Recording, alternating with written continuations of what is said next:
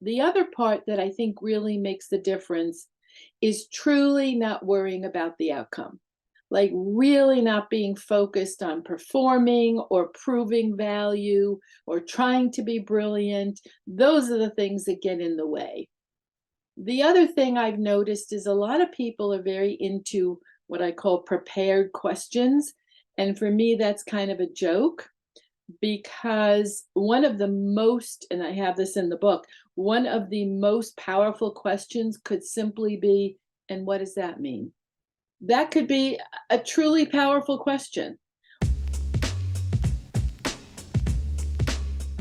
Welcome to the EQ Gangster podcast, where you will learn practical tools to grow your mental and emotional health and intelligence to be the best version of yourself, both at work and at home. It is real, raw, and transformational. The journey of emotional growth isn't easy, but it's worth it. I believe in you.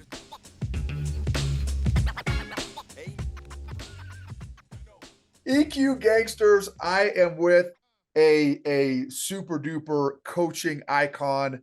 So she in the coaching space is famous. So I'm fangirling a little bit here by getting a chance to interview an absolute coaching rock star. She is the author of The Heart of Laser Focused Coaching, and her website, and I'll put all these resources on the show notes, is lifecoachinggroup.com. She was PCC certified, which is professional coaching certified, in 1998, y'all. She has been a master certified coach since 2006.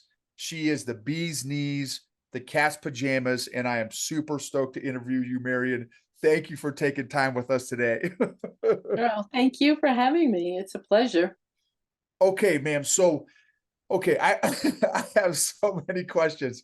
What is the So, how did you get started in coaching? I went through a divorce and felt very lost and felt very lost. And so I was introduced to a guy and we were sort of friendly. And he said, I'm going to be doing a workshop and it's called Identity. If you want to attend. And I thought, oh, sure, it's perfect right now. So that was literally the beginning of a whole slew of self-help, self-improvement workshops. But what he was doing the whole time was coaching. I just didn't know it. And when we had finished a huge bunch of them, he said, I can teach people how to do what I'm doing. I thought, well, he could see through people. I mean, he just knew what was in people's heads.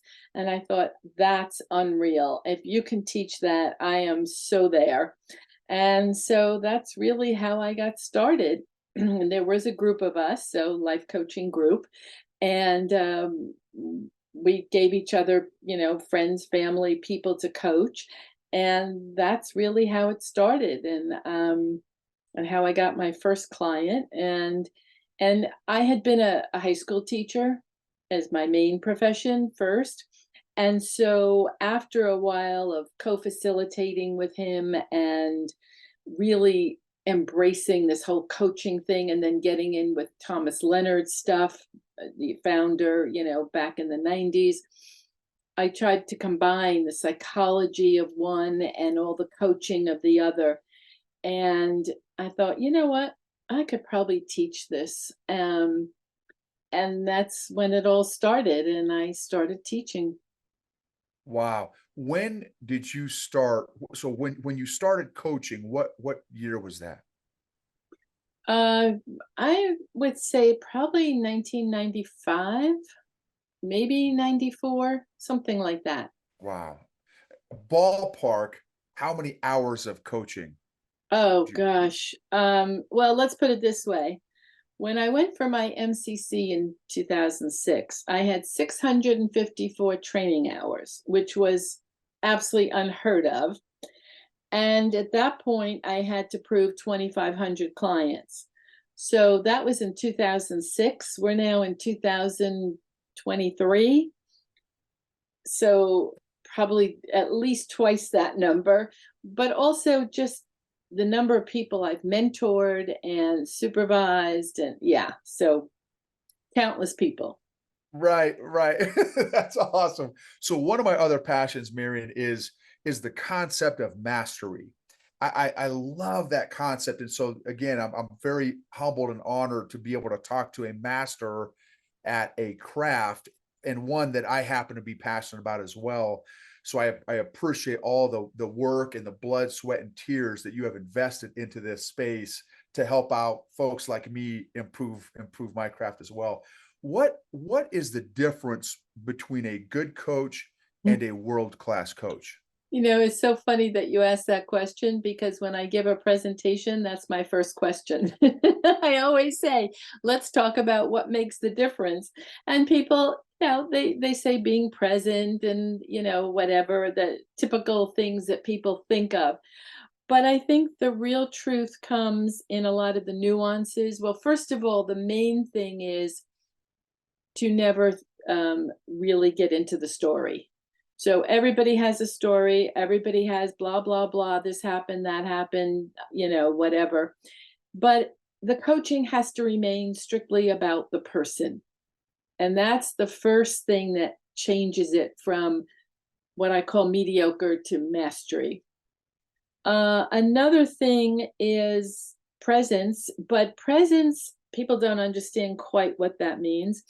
What it really means is literally picking up on what was just said and using that in some way to go to the next thing versus, oh, I have this great idea, which a coach might think, and then just kind of go with whatever comes into their head. But it has to really so it's what we call being responsive.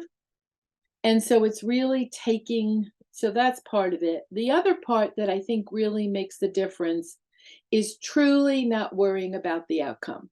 Like really not being focused on performing or proving value or trying to be brilliant. Those are the things that get in the way. The other thing I've noticed is a lot of people are very into what I call prepared questions. And for me, that's kind of a joke because one of the most, and I have this in the book, one of the most powerful questions could simply be, and what does that mean? That could be a truly powerful question. Or, even giving them some observation and then asking them what they think about it. Or, I mean, there are no set questions because the questions need to come spontaneously, and to not worry about results or an outcome, just let it flow and trust the process. And that's hard for a new coach to believe that it's going to get someplace. Okay, and okay, love it. How? Because I will tell you, in my journey, I probably have over 10,000 hours of coaching individual and probably 7,000 hours of group facilitation. And I will tell you, still, I catch myself sometimes where my ego still gets in the way. I want to solve the day and be the superhero and Sure. solve Marion's problems. How can I get rid of that ego in the journey so I can stay more mindful and present? Well, I was just going to say it's about really being present. So if you can simply think about trust yourself, trust the client, and trust the process. That really is the key. Because if you truly trust the process, you don't have to, ego doesn't even play into it. You don't have to worry about how it's going to turn out, even if it looks like it's going crazy. The one thing I always say you can do at any point during the conversation is simply say to the client, what do you need at this point? And that way you don't even have to think. The coach should never be thinking. And every question that the coach asks should be thought provoking and not get any more information. Everybody thinks I need more information or I have to get the agreement right away. All those rules go out the window if you're truly present. You're just there with the person, being of service, listening to them and using what they say, quote unquote, against them. So kind of following that theme, what environment is needed to for the coach to create in order for real transformation to take place between coach and client? What do you mean exactly by environment? See, this is the coaching thing. What do you mean by environment? So the relational dynamic between coach and leader, Okay. that's what I mean. So that's about establishing the trust, the safety and the trust. And the way that happens is through the reflection. So, in other words, you're not repeating what the client said, which I hear a lot of, and then did I get that right? Which turns my stomach, to be honest. But more importantly, I take what you've given me and I encapsulate it as to how it comes across to me. So, for example, I might say, I what I'm noticing here is a real curiosity to understand mastery a lot better. What does that bring up for you? Do you see what I'm doing? I'm taking what you've said, I'm giving you my take on it, and then I'm letting you and I'm questioning you to respond to it. How does one develop that? That's masterful, Marion. How does one develop that skill? Is it self-awareness? Is it social awareness? What's how Well, does it I happen? I think one of the things I'm such an advocate of, and my next book will be in that vein, is that the coach needs to work on themselves. Really need to, I say, go to 12-step meetings, not because you need it necessarily, but to understand it. Go to not just reading books, but anything where you can expand, become part of um, a mind challenge. Well, I can't think of the word. A group. Mastermind? Thank you. A mastermind group. Do things that are going to elevate who you are in the world. And that alone translates into becoming a better coach.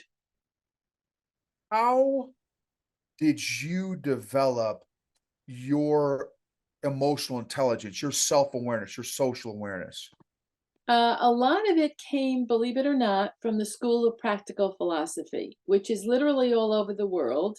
And now they're doing a lot of online work.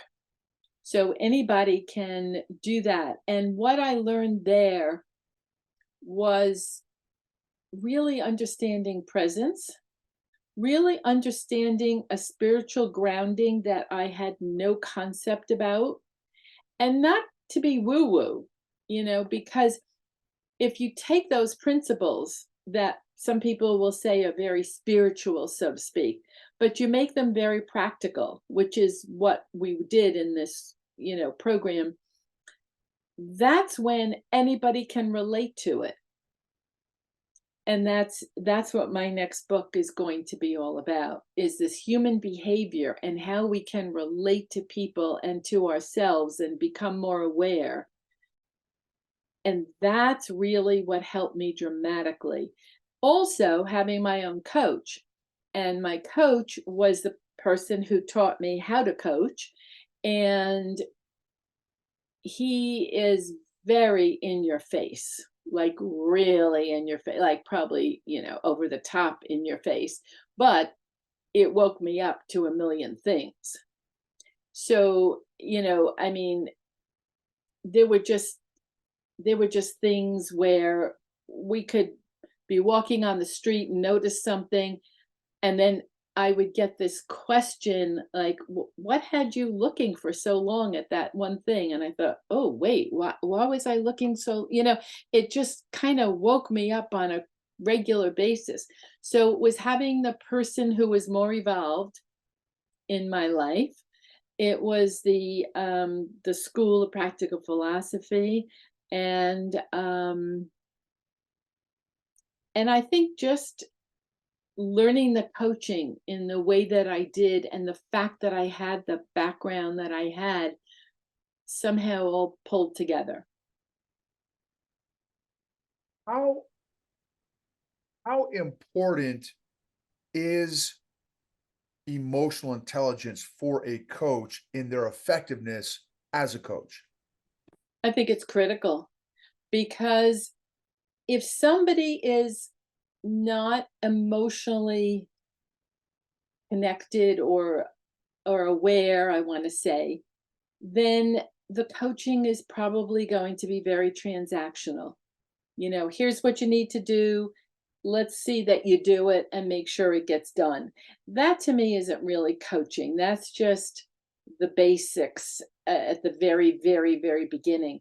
But coaching for me is about changing someone's thinking. And you can't change someone's thinking if you haven't changed your own in different ways, because we all walk around with beliefs and we think these things are true.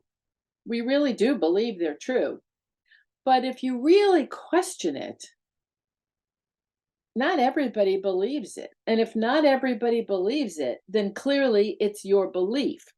When you start to question those things, that's when you begin to really grow and expand and increase the emotional intelligence. If coaches don't do that, then they just stay at that basic level.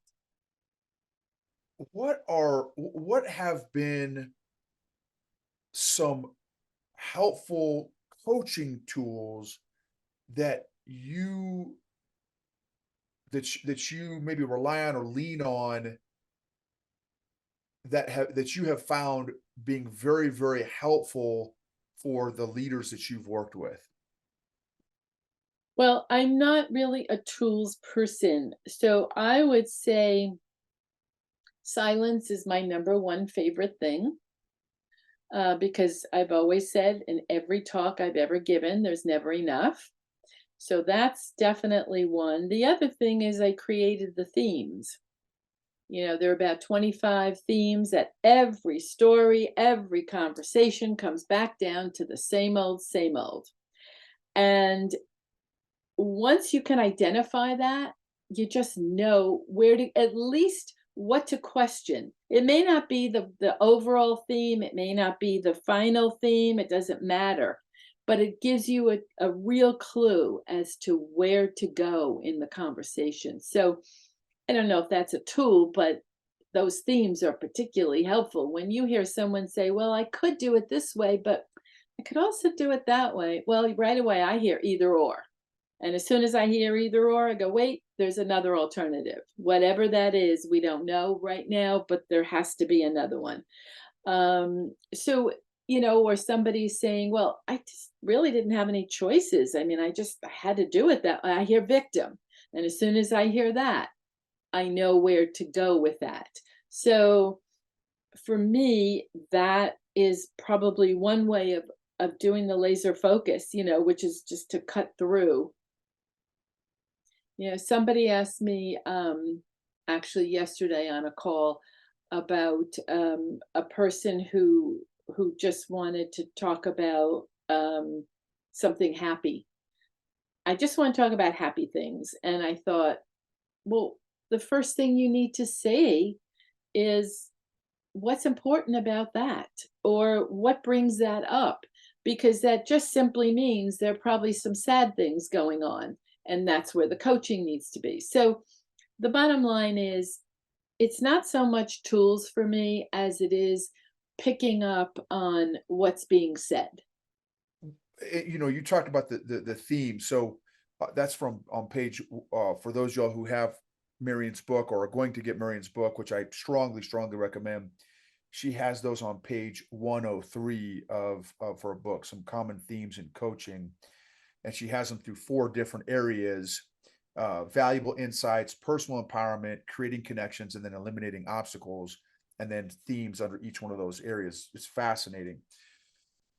How long, Marion, do you feel like it took you in your coaching journey to really feel like you had a handle on doing it well to a degree of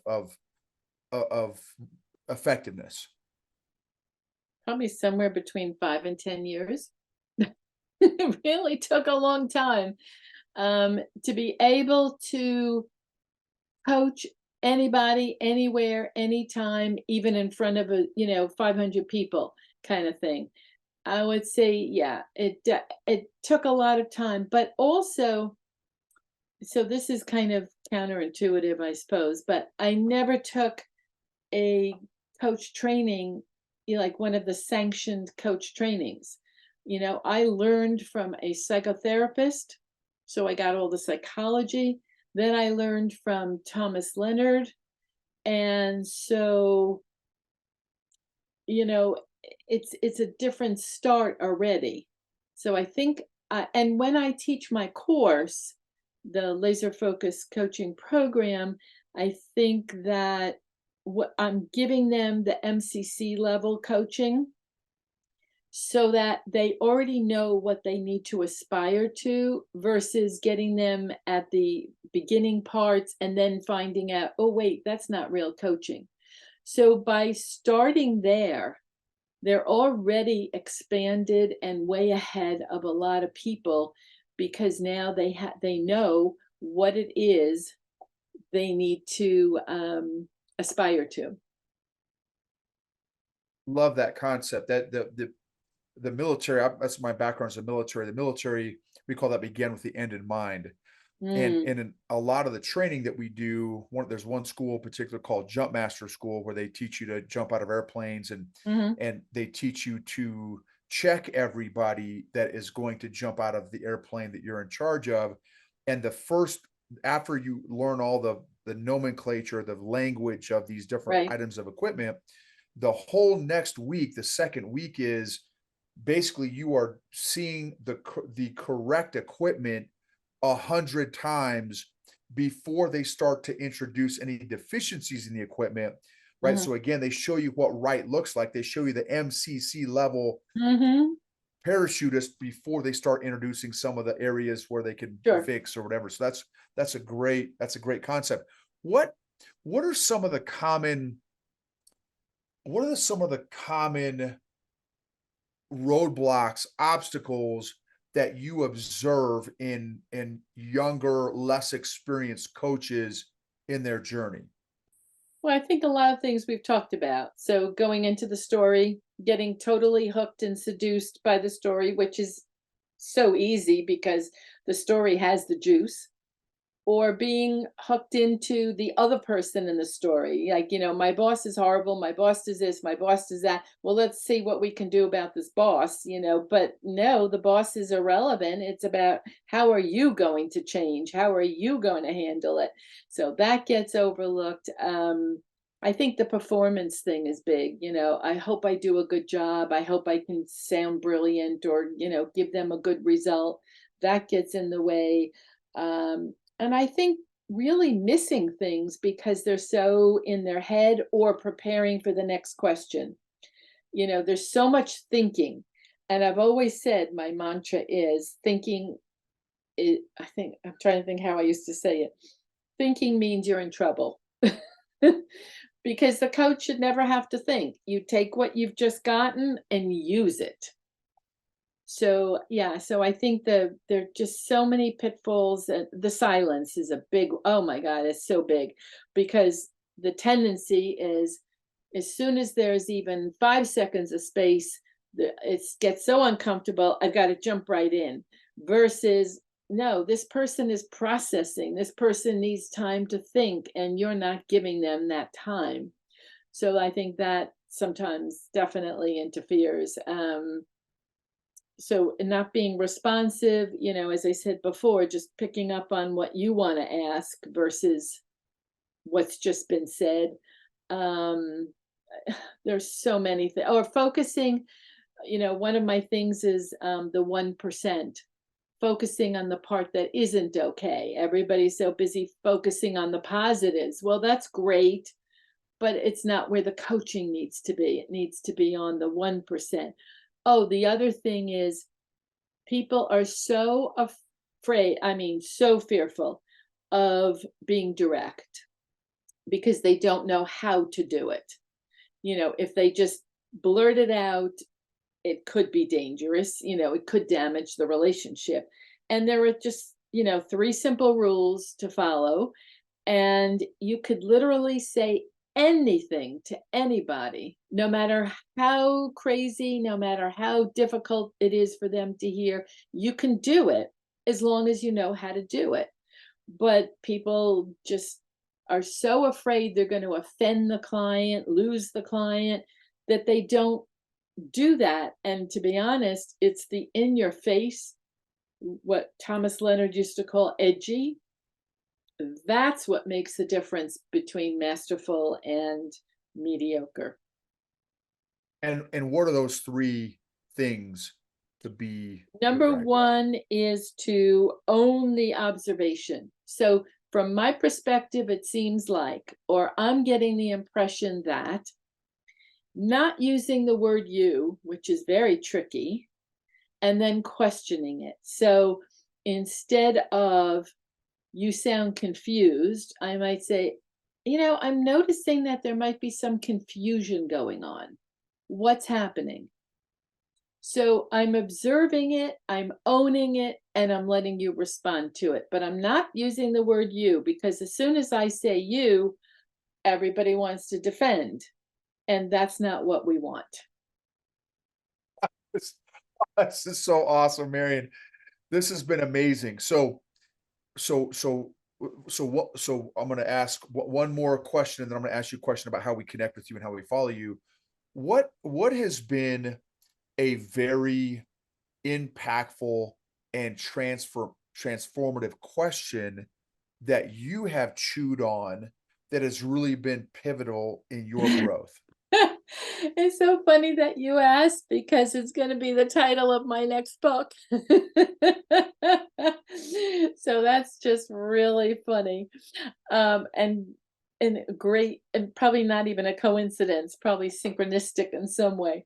My favorite, all-time favorite question that everybody needs to ask so often is, what would a wise person do?